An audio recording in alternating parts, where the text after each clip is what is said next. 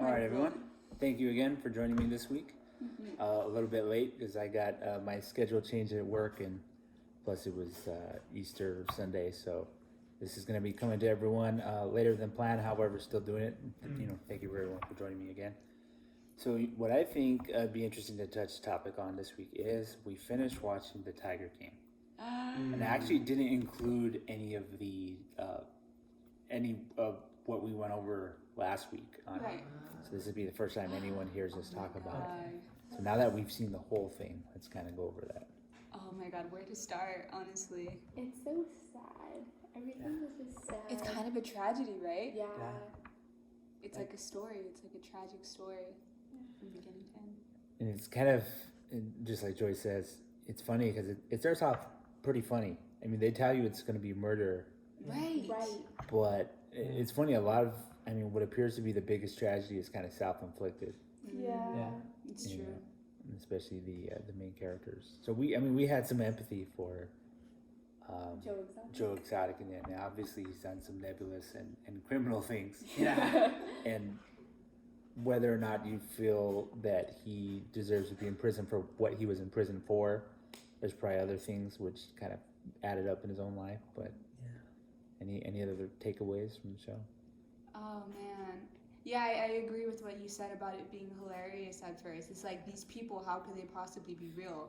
I mean, the things that Joe says, the way that he dresses, the way he does his hair, everything. He appears to be a character, as well as like Doc Antle, and then the antagonist appears to be, what's her name, Caroline? Oh yeah, Carol Baskin. Carol Baskin. I already forgot her name. Sorry, Baskin. Carol Baskin. It's like it plays out as a story, kind of like a story from like the olden times where people are feuding over a piece of land and whatnot, and there's things going on that seem impossible. And it was really enjoyable at first, right up until halfway through when Matt dies. Was that his name? Or that was like the second to last episode. What was his name? What was his name? Cut this Travis. out, I swear. Travis. When Travis. Travis dies, that literally, yes, rest in peace, Travis. That broke my heart. Yeah, I think that definitely broke Joe Exotic. I genuinely think that was kind of the last straw for him. I think he officially lost touch with reality after that point. Yeah.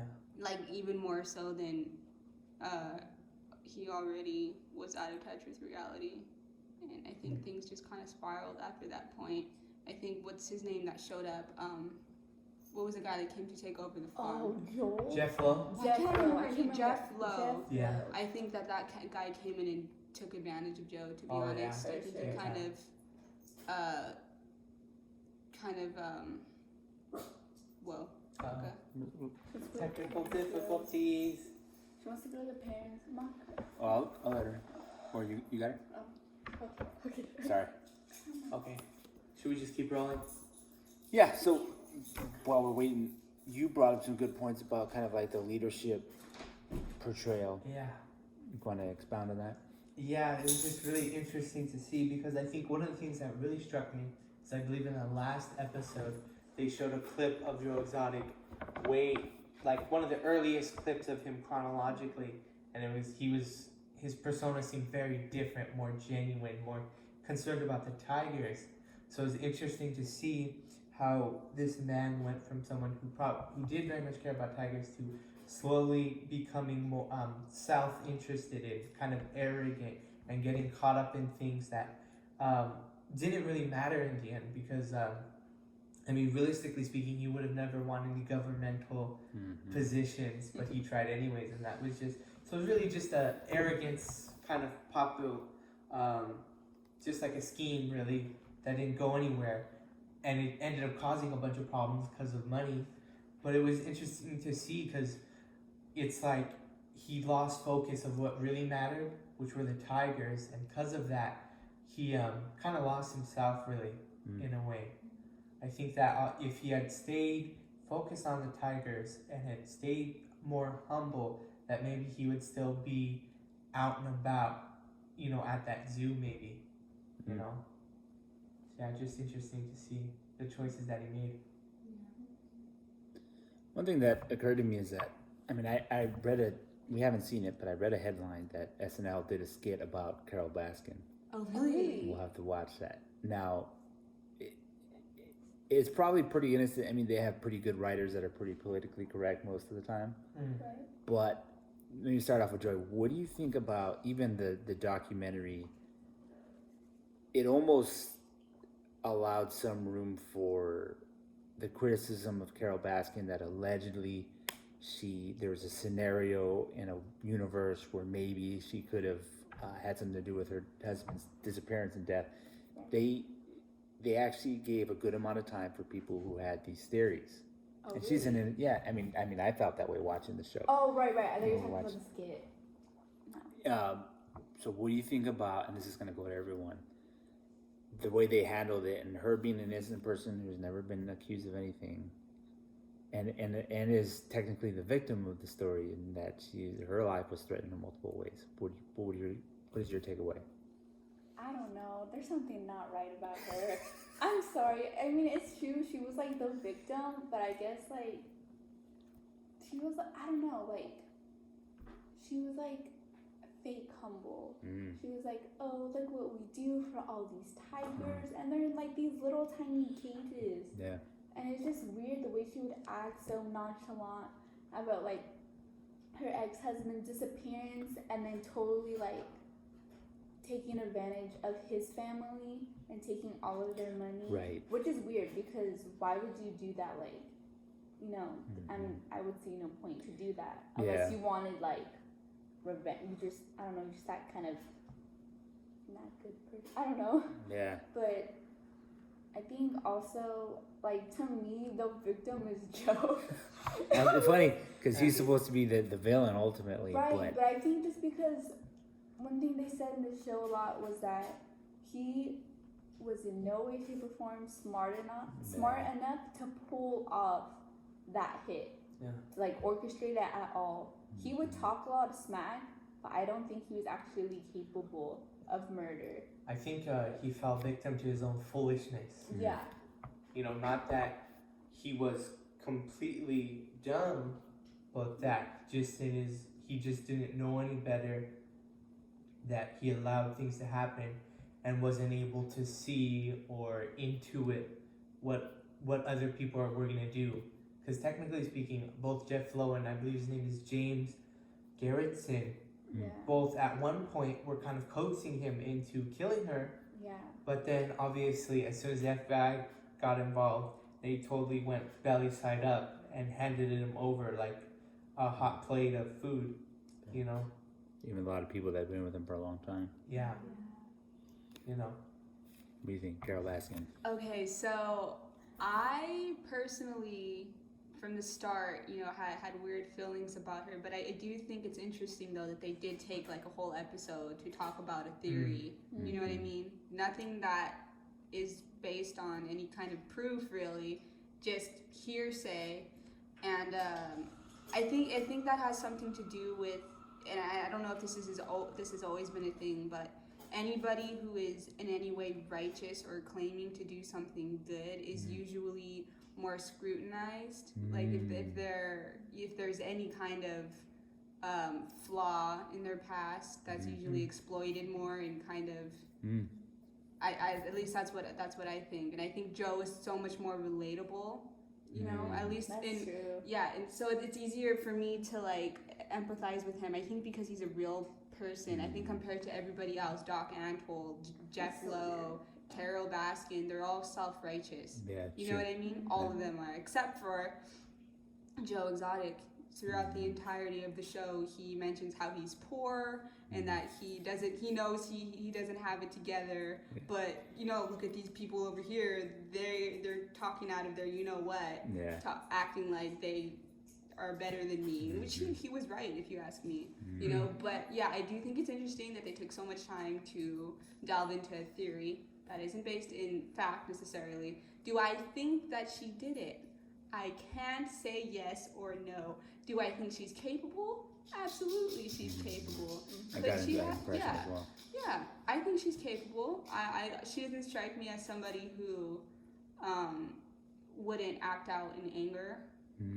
I think that the people who oftentimes seem the least likely to do something like that are usually the ones that are perhaps the most likely. I think that Carol, to me, almost appeared to wear a bit of a mask, and I think that when you're claiming to do something good and righteous, you have to portray yourself as somebody who is that person. So I think, there's this thing that like Christians do.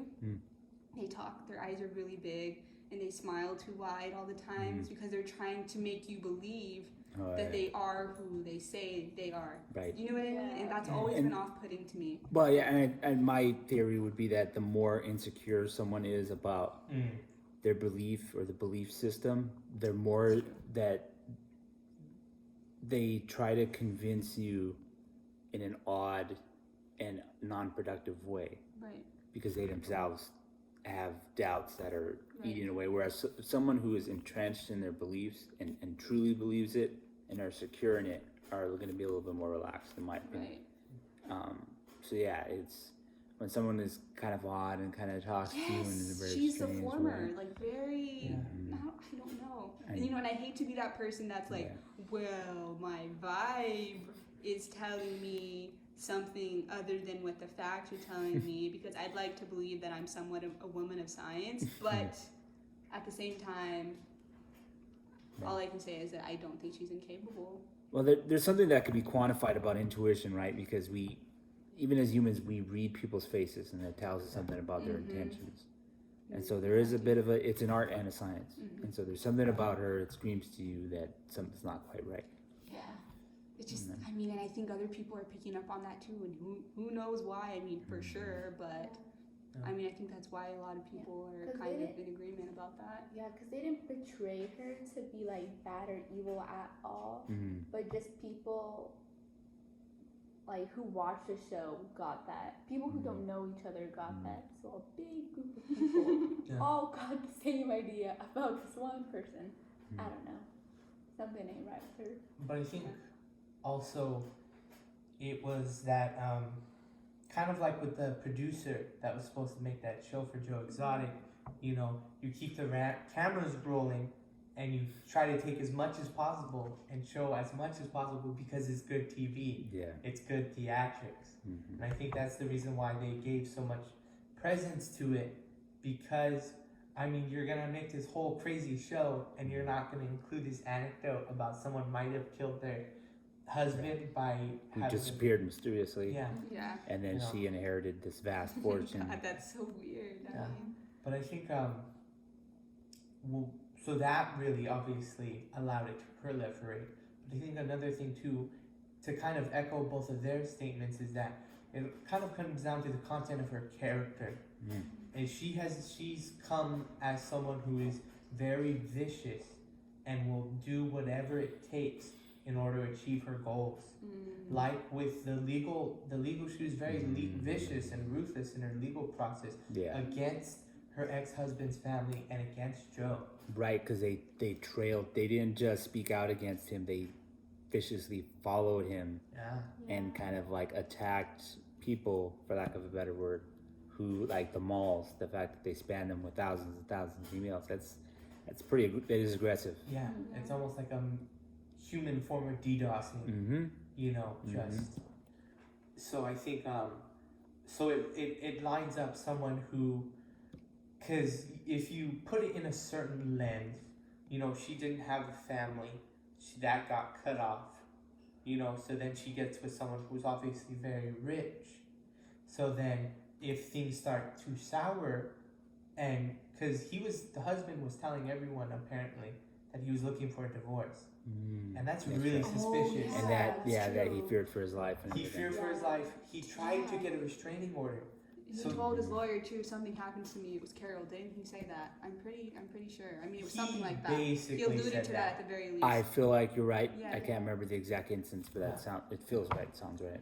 So you have this situation where if because he probably would have, if they had been divorced, he probably would have retained most of his stuff. Oh yeah. Leaving her to, just the whatever. Half of a fortune is still a fortune. Yeah. So I think possibly is possible. It's within the character that we've seen of her to viciously seek a possibility in which she can keep that money. Mm-hmm. So, there is obviously a motive there just because of all the other things she has done. We also, another throwback, we also watched a film called Charade, Oh, Amazing. 1960s with Audrey Hepburn. Amazing. The first time that two of you had watched it. Yes. What were some of your takeaways?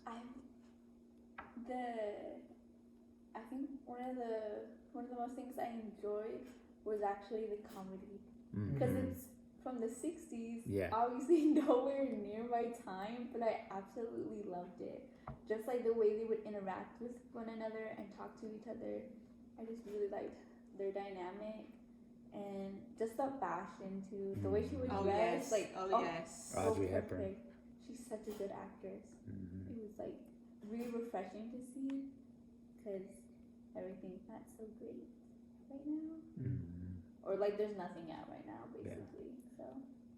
Quick question: would that, at the time when that was released, would have that been considered a more like popcorn blockbuster kind of thing, like a popcorn movie? I think so. I think it surprised people at the time. It was a little bit more vicious than they were used to. It was like a step towards the darker films we have today, but it was still able to maintain that 1960s Hollywood magic and comedy. Yeah. There's this very interesting blend of murder, but also good times, espionage, spy, Romance. romance. I love it. It's Like a the little whole bit of package. everything. A little, the best, yeah. And I read one reviewer who said it was like the perfect culmination of everything Hollywood had to offer. At the time, it was the best they would ever accomplish for that era. Yeah. What I thought is that, number one, Audrey Hepburn had a really great team. Like the people, her stylists, Yeah. they understood who she was, what her style was. Oh yeah. It's very iconic, Classy, baby. very classy.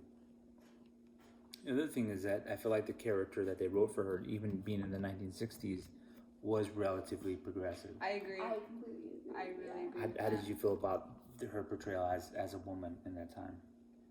I actually enjoyed the balance. I think that that's something that I also see in Lorelai Gilmore, which is another thing entirely. I think Audrey Hepburn was also an independent woman who wasn't necessarily afraid to speak her mind. You could tell that she was educated in some way or another. She was getting a divorce, which was a kind of still a taboo back in that day, right? And but she still develops feelings, like a human being would. Because I feel like a lot of the time women in film these days, they're still either portrayed as like overly sexualized women who can't help but fall in love, or they're like super, Robot hero. There's not like a balance really, which I get if you're trying to make some kind of a political statement. I'm a card-carrying feminist, but if you're trying to make a political statement, then it's necessary that you kind of, at least to certain directors, they believe it's necessary for them to bend a character in the way that they'd like for that character to be portrayed in order to kind of tell their narrative. But I like that Audrey was balanced, Any thoughts on that, Joe? I agree. I mean, All right. Well, alternatively, I really appreciated Cary Grant's character.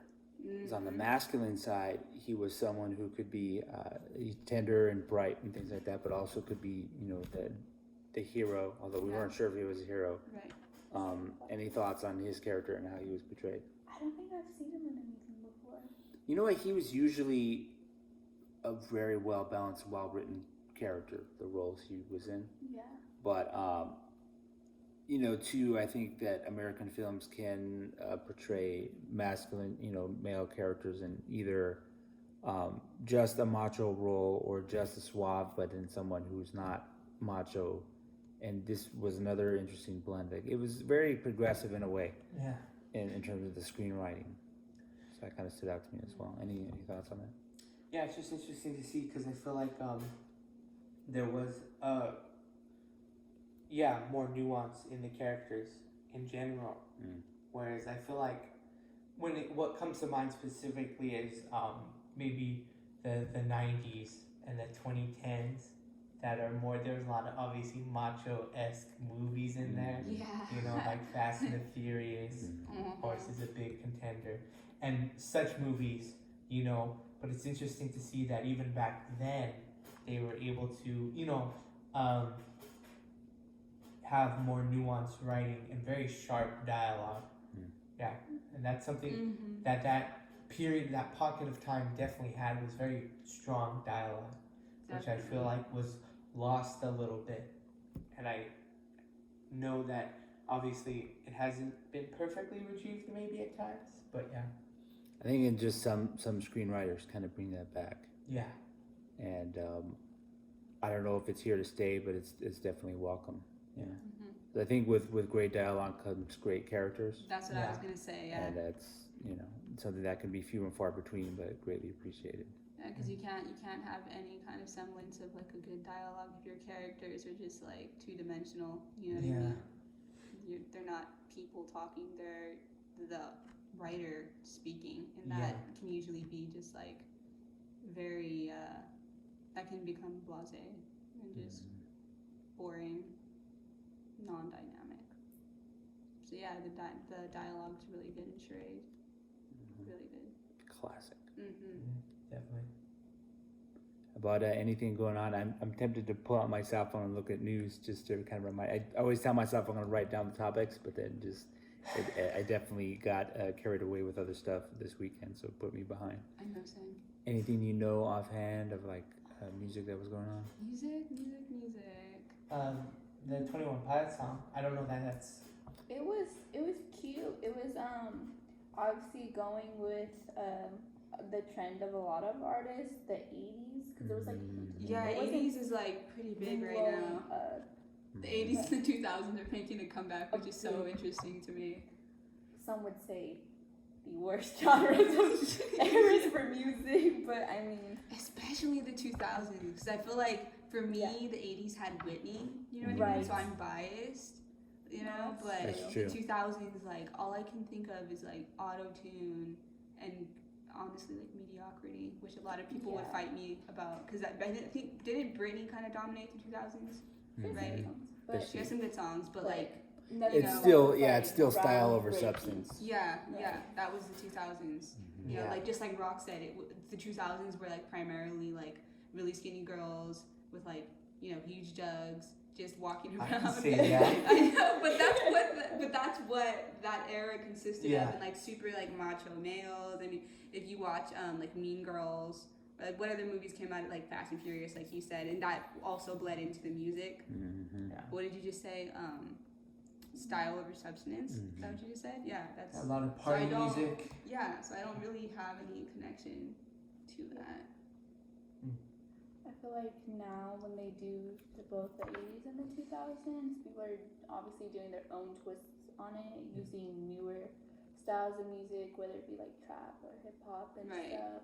Like I read, I don't know if it was an article or a video that Rina Sawayama did, but that's something she primarily does, 2000s music, 2000s-esque. Yeah, but she seems to work it very well, especially for more pop songs, in my opinion. I personally like them. Like her first, it's actually not her first album, but her EP, Rina, it's primarily based 2000s, and it's pretty slapping. My impression, and I'm glad you brought her up, because she is fantastic. I do recommend her music. I feel as though, I don't know if it's intentional, it feels as though she's taking 2000s music, but like re-engineering them in a very genuine way. Yes. Like it's not only what that music was, but it was that music was to her. Yes, like she, big artists like that inspired her. One of them was Britney, and like I can't think of any other 2000s artists, but like she said like that's what really inspired her to start doing music herself. But like it's so interesting though, because her music is so much more deep and rich and nuanced. Right. I don't know what happened. I mean, she just came out amazing, I guess. It almost as though if you didn't know any better and you listen to her music and then you look back and listen to like, you know, Britney Spears, you think as though she wouldn't like that kind of music. Like it was the music itself, if you listen to it, defies what that music was. in Right. terms of structure and style. 'Cause this is much more substantive. It kind of breaks some of the pop rules, Yes. like incorporating rock and roll. So, Oh my God, yes. you know, it definitely much more punk rock than that. So it's surprising to hear that that was an influence. But I mean, that's the way it is. I mean, sometimes people defy their mentors and outgrow them, and perhaps that's the case.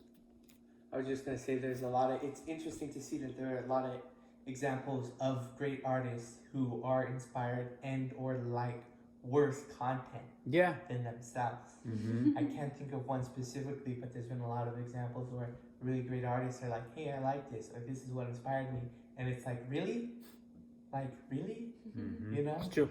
I think with the generation that we are in, and when we're able to make music and take inspiration from other decades, is that we have so many, as I already said, decades behind us, starting from like the olden times when they first started making music, or like True. hymns or whatever. Like you could take inspiration from like the 60s and the 2000s and mix it, like you could do anything you want. So I think that's something that Rina Sawayama does do, because I know she also likes like rock music.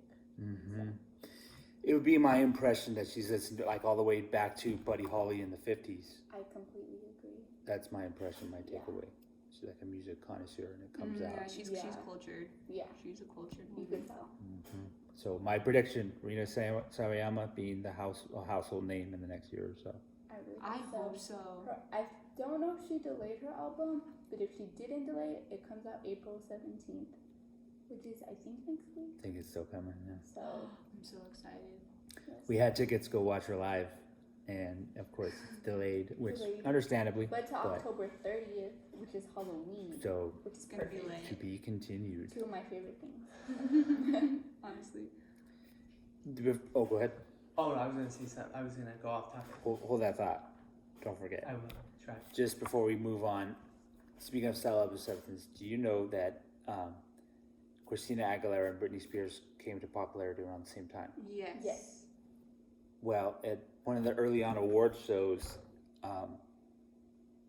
Britney Spears not only won, I guess, the album of the year, she also won Entertainer Performer of the Year. Right. What's interesting is, and I have nothing against Britney, she actually seems like a very nice person, but Christina Aguilera's voice is a little stronger, Oh, especially in terms of singing as a vocalist. And so it's just interesting in that generation that Christina Aguilera was overlooked. Yeah. Probably, maybe, possibly because she wasn't the whole pop person package as compared to Britney. I think that unfortunately Christina was almost born in the wrong time, because if she was around during the 80s or even like the 90s, those were more of the times for like the vocal divas. Right. That was the time, because Mariah and Whitney True. were kind of around at the same time.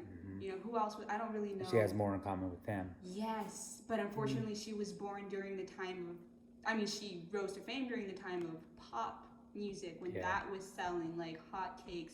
And she's actually said multiple times that one of her most famous songs, Genie in a Bottle, she can't stand that song. She can't stand most of her music because that's not her. Yeah. But in order to make a career out of it, that's what she had to do. And I think that if she had been born like a decade or two earlier, I think it would have turned out differently, which is really unfortunate because she's really underrated as a vocalist, in my opinion. Speaking about vocalists, just an interesting point related to that is I feel like personally I feel like Ariana Grande falls under that category too, because Good point.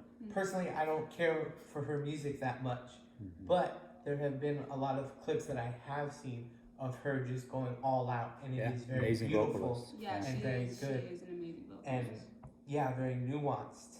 But her main pop music that she's doing is a lot more reserved in her vocal talents. Right. She's holding herself back, kind of. Because I feel like the music now, especially for female and male pop vocalists, it's a lot more like the what's it called? Like not the syllables, but Toxin? is that what it is? I It's a don't lot know. more. It's short. Like there's no room for holding out long notes or going Staccato? on runs. Is that I don't really know the terminology, unfortunately, but the way that pop music is structured now, like with trap elements and like elements from the 80s and 2000s, both of those eras I mean, if you think about it, like besides like Whitney, there wasn't a whole lot of like room for any kind of vocal exploration or belting. So I think she's very restricted in that way, and I think that she's been in the industry for so long that she's been shaped, you know, into who she is now. I think she kind of perhaps struggles with that even like on an internal level, and it comes out in her music, you know, because a lot of the stuff that she posts on Instagram, like a cappella type stuff, it's all Whitney songs or like Mariah songs where she gets to really express her true vocal talent, you know? Yeah. And I've even seen her post a few times, like, all I want to do is sing. This is all I ever wanted. I think she actually sacrifices a little bit of herself in order to do what she loves, but she's tough, so she's willing to make that sacrifice, and she keeps her head above water. But I think that there's definitely that knowing there, like, I gotta do what I gotta do. I'm gonna put on my ponytail, I'm gonna put on my winged liner, I'm gonna sing some pop music, I'm gonna make my money, but I'm also gonna do what I love. Almost on the side. Yeah.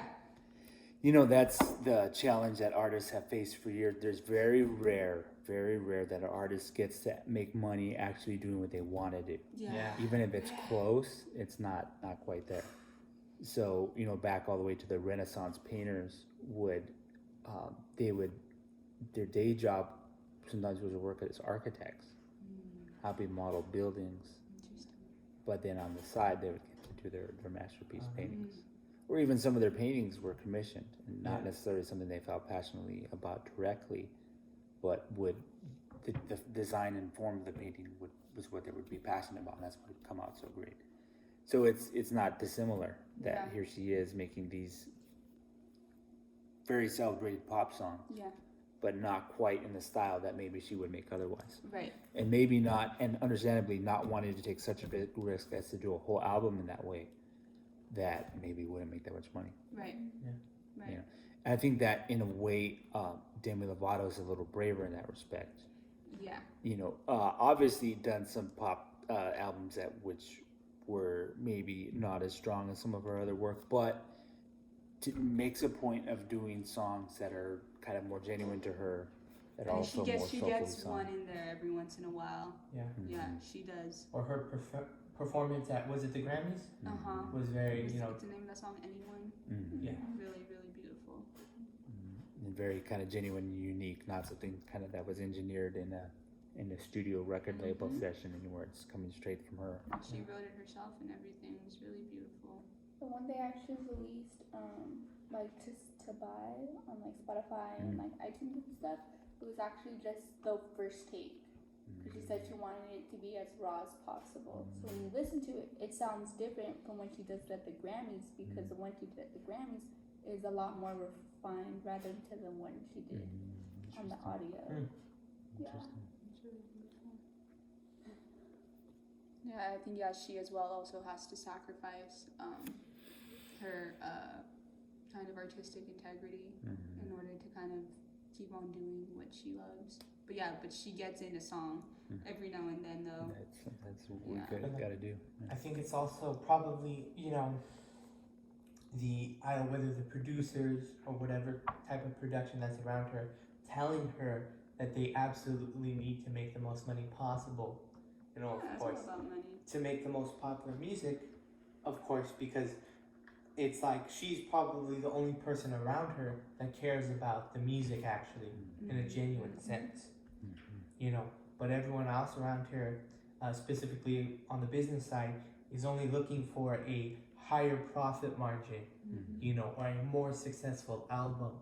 They don't care about the genuine nature of it. They just care about whether people buy it or listen to it, you know. So I think it causes, of course, the artists are pressured by them to continue to make this music even if it's not good for them, and it does cause a lot of frustration in artists, you know. So what was that other bunny trail you were gonna go down? We were talking about new music, and I don't know that we had ever brought up Childish Gambino's newest album. Oh, yeah. But had you actually given it a chance? No, not very. Okay, so I don't know. Joe started playing one of his songs in the car the other day, and the beginning sounded really cool, but I really haven't listened to much else of it. It was alright. It's not very accessible. It's kind of like he's doing this art piece that feels a little gimmicky. Yeah. Because I've really appreciated a lot of his other work, but I'll have to give it another shot at some point.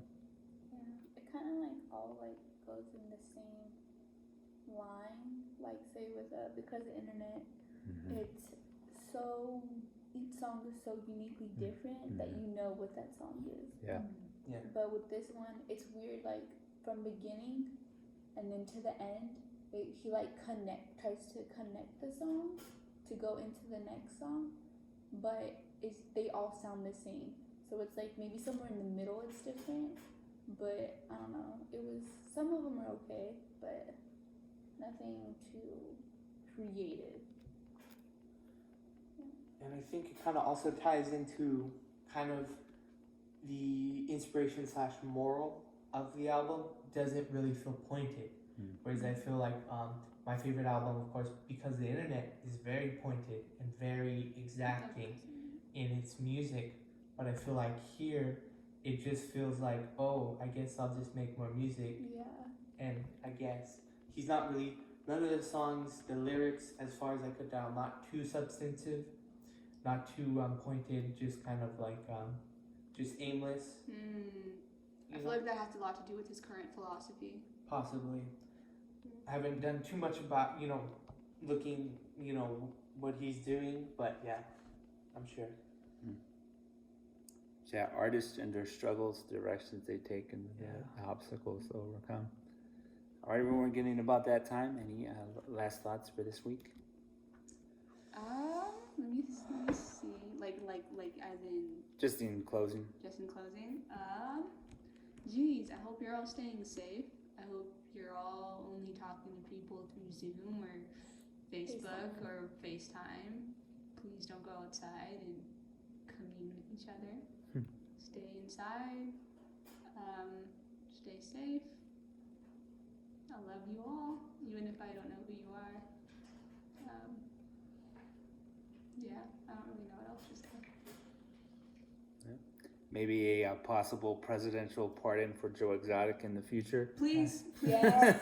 Donald Trump, I hate you, but if you could ingratiate me in any way, and America, actually, you should pardon Joe Exotic. I think that if he wanted to win again, which I really hope that he does not, if he wanted to, I think that it would be some pardoning brownie Joe points. would definitely win some people over.